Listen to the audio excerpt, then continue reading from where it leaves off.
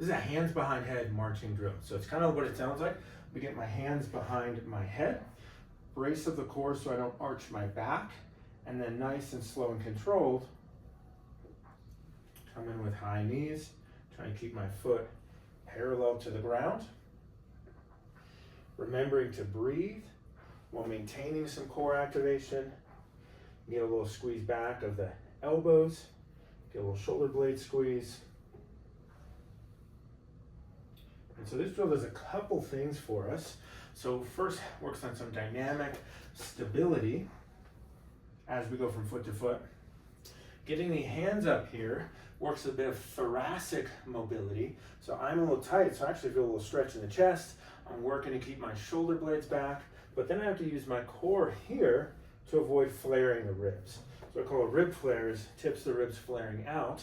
I want to try to not do that during this drill.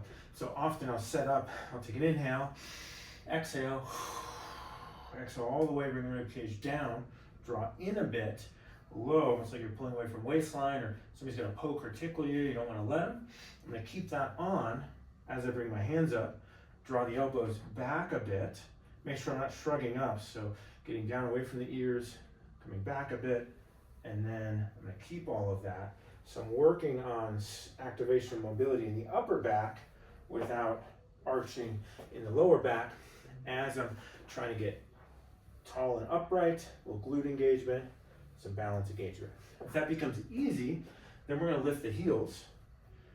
It becomes quite a bit harder to maintain stability.